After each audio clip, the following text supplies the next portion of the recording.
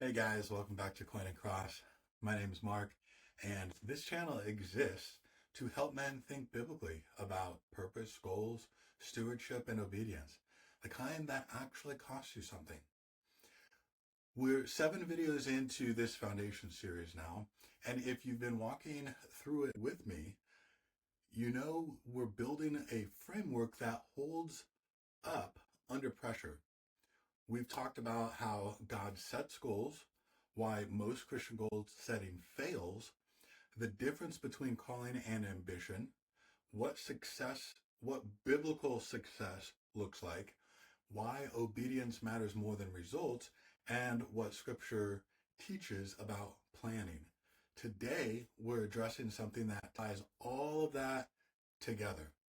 And it's something a lot of Christian men get dangerously wrong.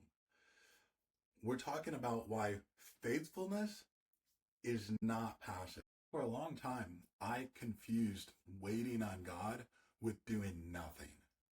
I thought that if I was really trusting Him, I wouldn't need to act. I'd just pray, sit still, and wait for Him to move. And I convinced myself that this posture was spiritual. That was faith. But it wasn't faith. It was passivity. And I was using waiting on God as cover for not doing what He already told me to do. Here's what I've learned since then. Trust requires action, not just belief. Faith is not passive. It's not sitting still and hoping God fills in the gaps. It's active obedience. It's disciplined movement. It's doing what's in front of you, even when the outcome isn't clear yet. And a lot of Christian men today are calling their inaction faith, when it's really just laziness wrapped in spiritual language. So today we're going to confront that. We're going to look at what Scripture has to say actually about faithfulness. And we're going to clarify the difference between waiting on God and sitting still. Before we get into it, if this series has been helpful to you at all, to help you think more clearly, I'd appreciate it if you'd hit that like button and subscribe. It helps other men find this content, and it really helps out the channel. All right, let's go. Let me start with the most direct verse on this topic. It comes out of James chapter 2, verse 26, and it says, "For as the body without the spirit is dead, so faith without works is dead also." That's not subtle. That's not open to interpretation. Faith without works is dead. Meaning, if your faith isn't producing action, it's not actually faith. Faith is a verb in this context, just like love. Faith emphasizes active trust rather than a passive belief. James goes even further in verse 17. Thus also faith by itself, if it does not have works, is dead. And in verse 20, but do you want to know, O foolish man, that faith without works is dead? He says it 3 times in one chapter. Why? Because this is a truth that the human heart constantly tries to avoid. We want to believe that faith is just agreeing with God in our mind.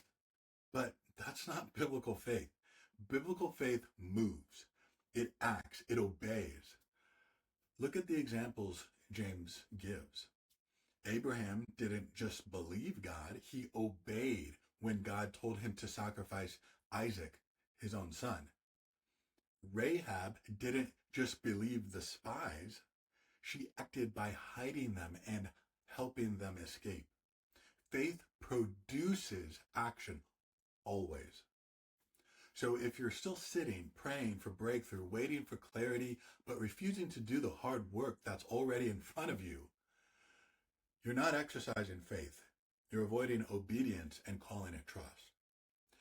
Let me paint a picture for you, because I've seen this pattern in men over and over again, and I've lived it myself. A man says he's trusting God for provision, but he's not working diligently. He's not stewarding what he already has. He's just praying and hoping something changes. A man says he's waiting on God to open a door, but he's not serving faithfully in the small things right now. He's not disciplined. He's just waiting for a platform to appear. That's not faith. That's passivity. And here's the dangerous part. It feels spiritual because you're praying, because you're using God language. But passivity is not humility. It's inaction. And that is not trust. Proverbs chapter 13, verse 4 says, "The soul of a lazy man desires and has nothing, but the soul of the diligent shall be made rich." God does not honor laziness. He honors diligence. He honors faithfulness in action. Now, let me be clear. I'm not saying there's no such thing as waiting on God. There absolutely is. But here's the difference. Waiting on God is not the same as doing nothing. Waiting on God means you're still faithful with what's in front of you. You're still obedient in the present. You're still stewarding what you've been given, what you've been entrusted with. David waited between being anointed king and actually becoming king, but he wasn't passive. He was fighting battles, leading men, stewarding responsibility. He was faithful in the waiting. Joseph waited in prison for years, but he wasn't passive either. He was serving faithfully, managing the prison, using his gifts. He was obedient in the waiting. That's what waiting on God actually looks like. It's active. It's disciplined. It's faithful in the present, even when the future seems unclear. Passivity looks like this. I'm waiting for clarity before I act. I'm waiting for God to show me the next step before I do anything. But God rarely gives to men who are standing still. He gives clarity to men who are moving in obedience. Proverbs chapter 16, verse 9 says, "A man's heart plans his way, but the Lord directs his steps." Notice the Lord directs his steps, not your thoughts, your steps. Meaning you have to be moving before he redirects you. Here's something I need you to hear clearly. Discipline is not just self-improvement. It is a spiritual act. When you get up early and spend time in scripture, that's spiritual discipline. When you act diligently at your job, even when no one is watching, that is faithfulness. When you steward your body, your time, your resources with intentionality, that is obedience. And all of that requires action. It requires movement. It requires you do something even when you don't feel like it, even when the outcome isn't guaranteed, even when it's hard. 1 Corinthians chapter 9, verse 27, Paul says, "But I discipline my body and bring it into subjection, lest when I have preached to others, I myself should become disqualified." Paul disciplined his body. He brought it into subjection. That's not passive. That's active. That's intentional. That's faithfulness in motion. Hebrews chapter 12, verse 11 says, "Now, no chastening seems to be joyful for the present, but painful. Nevertheless, afterward it yields the peaceable fruit of righteousness to those who have been trained by it." Discipline is painful, but it produces righteousness. And you don't produce righteousness by sitting still and hoping God does it for you. You produce it by being trained, by acting, by obeying, by moving in faithfulness, even when it costs you something. We walk by faith, not by sight. If we walk by sight, we would never move. Here's a pattern I see throughout Scripture. God honors men who are moving in obedience, not men who are waiting in stillness and calling it spiritual. When the Israelites were trapped at the Red Sea, God didn't part the waters while they sat and prayed. He told Moses, "Why do you cry to me? Tell the children of Israel to go forward." Out of Exodus chapter 14, verse 15. Move first, then I will act. When Peter wanted to walk on water, Jesus didn't pull him out of the boat. He said, "Come." Matthew 14:29. He said, "Come, step out, then I'll hold you up." God doesn't honor passivity.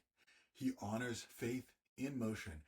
And I know what some of you are probably thinking right now, but what if I move and I'm wrong? Here's what I've learned. God is far more capable of redirecting a moving ship than pushing a stationary one. If you're moving in obedience, he will redirect you if you're off course because he is faithful. But if you're sitting still waiting for perfect clarity, you may wait your entire life and never move at all. So how do you know if you're faithfully waiting or just being passive? Ask yourself 3 questions. First, am I obeying what God has already made clear? Or am I waiting for more clarity before I act?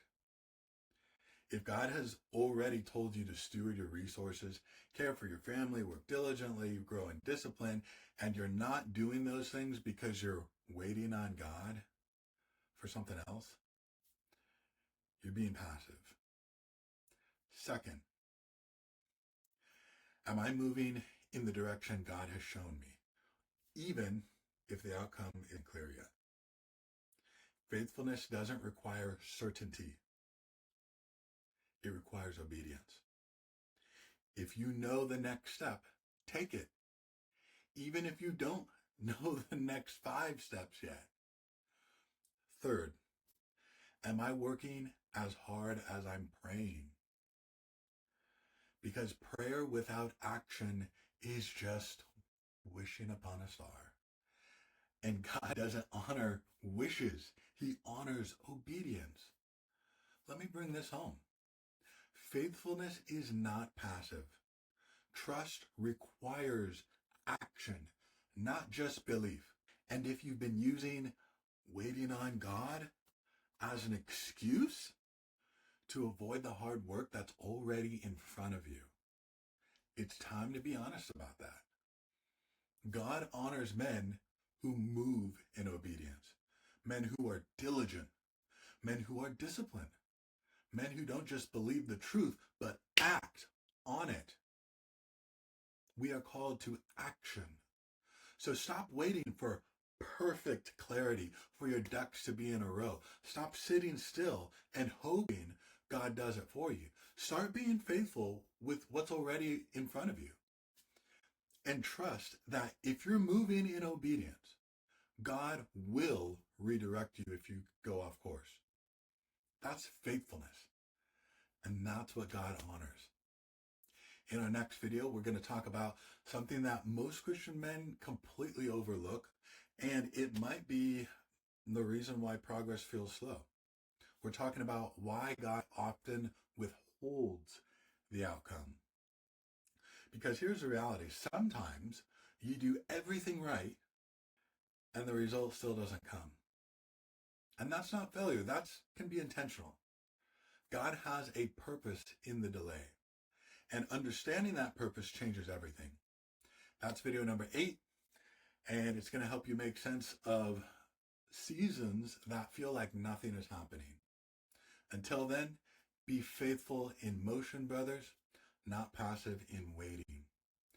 I'll see you in the next one.